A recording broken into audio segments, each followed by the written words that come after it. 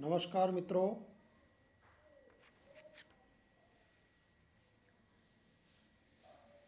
आज अपन SAC, ABC और AFC का अध्ययन करेंगे। इनमें सबसे पहले अपन ABC को लेते हैं। Average variable cost. एबीसी क्या होती है? एवरेज वेरिएबल कॉस्ट, यानी औसत परिवर्तनशील लागत। देखिए, औसत परिवर्तनशील लागत कैसे निकालते हैं अपन? कुल परिवर्तनशील लागत में, यानी कि वस्तु की मात्रा का भाग देकर के कुल परिवर्तनशील लागत में अगर वस्तु की मात्रा, या कह दीजिए उत्पादन की मात्रा का भाग देकर के अपन औसत परिवर्तनशील लागत निकालते हैं।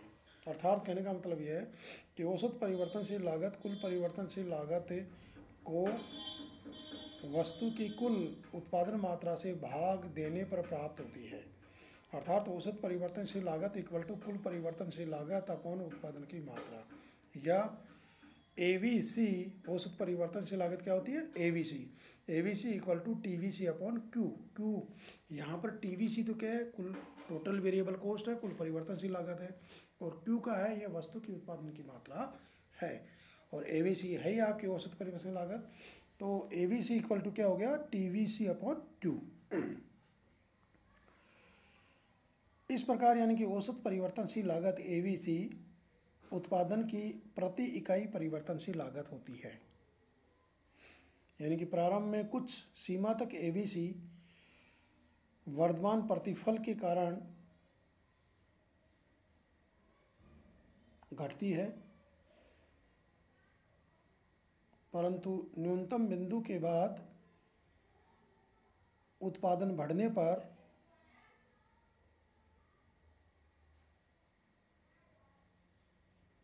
ह्रासमान प्रतिफल नियम के कारण बढ़ती है, और ये अंग्रेजी के अक्षर U आकार की होती है। अंग्रेजी का जो अक्षर U होता है उसके आकार की होती है। इसका अपन डायग्राम भी देख सकते हैं। यानी कि डायग्राम में उत्पादन की मात्रा लेते हैं नीचे क्षैतिज अक्ष पर, और लंबवत अक्ष पर ABC को लिया गया है, और इसका जो डायग्राम है वो U आकार का, अंग्रेजी का जो अक्षर U आकार का होता है। ये थी आपकी ABC, एवरेज वेरिएबल कॉस्ट। अब आप आइए एवरेज फिक्स्ड कॉस्ट, AFC, औसत स्थिर लागत। देखिए, औसत स्थिर लागत यानी कि कुल स्थिर लागत TFC में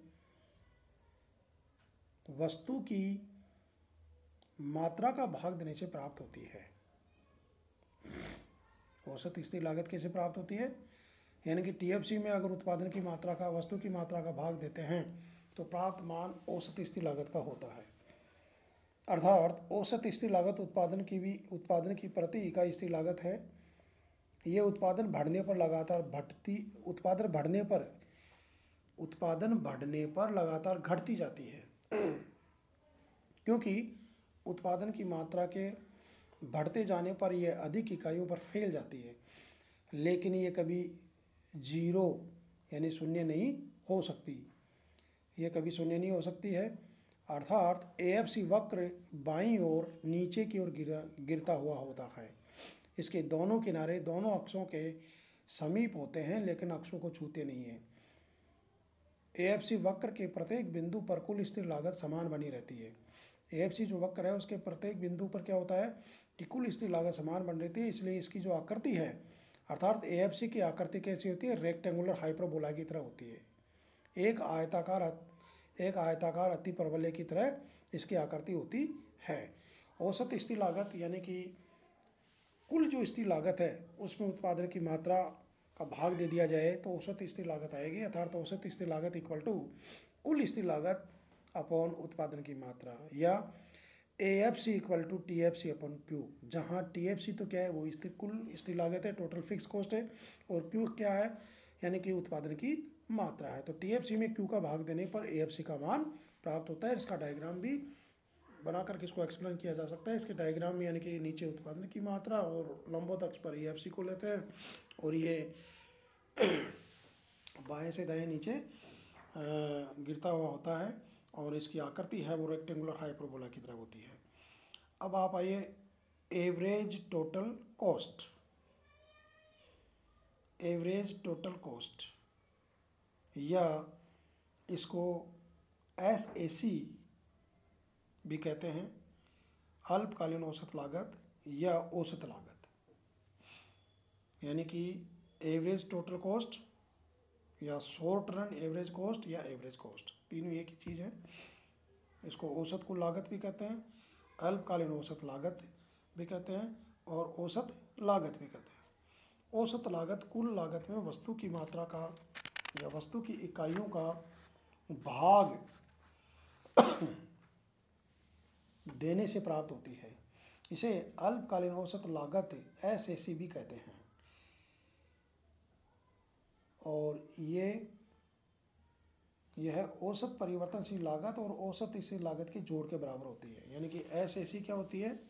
SAC equal to AVC plus AFC। AVC average variable cost और AFC एवरेज फिक्स कॉस्ट, इन दोनों का जोड़ SAC के बराबर होता है। तथा SAC मूल बिंदु से STC पर खींची गई सीधी रेखा का ढाल भी होती है। SAC क्या होती है कि मूल बिंदु से STC वक्र पर खींची गई सीधी रेखा का ढाल भी होता है, जो आगे जाकर के अपन इसको बताएंगे। प्रारंभ में अब देखिए इन वक्रों का अगर अपन अध्ययन करें तो प्रारंभ में ABC एवं AFC दोनों के घटने के कारण SAC या ATC यानी कि TC total cost curve, B total cost कुल लागत भी घटती है। तथा जब AVC वक्र ऊपर को बढ़ना प्रारंभ करता है परंतु औसत स्थिर लागत AFC तेजी से नीचे गिर रहा होता है, तो SAC या TC का नीचे गिरना जारी रहेगा। इसका कारण यह है कि इस अवस्था में AFC वक्र में गिरावट AVC वक्र में वृद्धि की तुलना में अधिक होती है।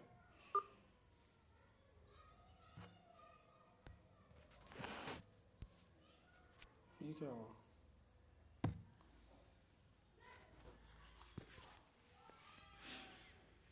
अब आगे और देखिए, यानी कि प्रारंभ में AVC एवं AFC दोनों के घटने के कारण क्या होता है कि SAC वक्र भी घटता है।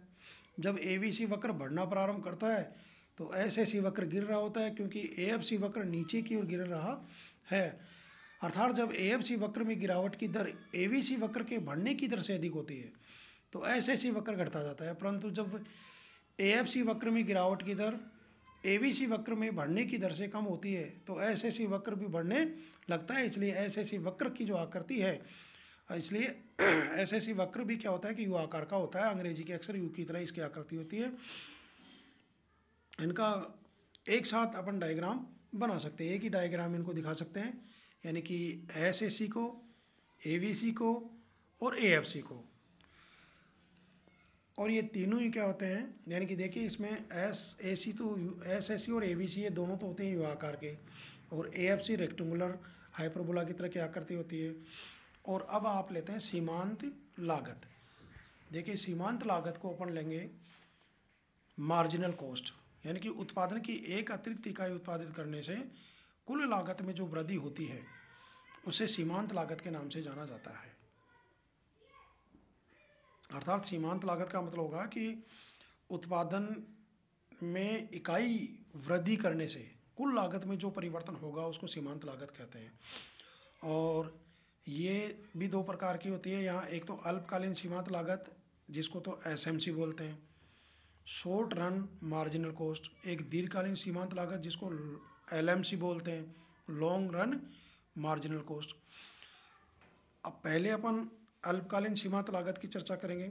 शॉर्ट रन मार्जिनल कॉस्ट यानी कि SMC कैसे निकालते हैं अपन, delta STC upon delta Q equal to delta TVC upon delta Q। यानी कि STC कहने का मतलब है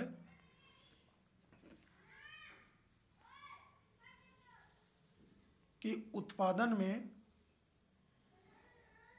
एक अतिरिक्त इकाई वृद्धि करने से कुल यानी कि अल्पकालीन कुल लागत में जो परिवर्तन होगा वो एसएमसी के बराबर होगा, अर्थात उसको एसएमसी बोलेंगे। अर्थात उत्पादन की एक अतिरिक्त इकाई उत्पादित करने से कुल लागत में जो परिवर्तन होता है या जो वृद्धि होती है उसे सीमांत लागत कहते हैं, एसएमसी कहते हैं। और ये एसएमसी होती है delta S T C upon delta Q equal to delta T V C upon delta Q. और इसकी आकृति एसएमसी की आकृति भी क्या होती है कि अंग्रेजी के अक्षर यू के आकार की होती है।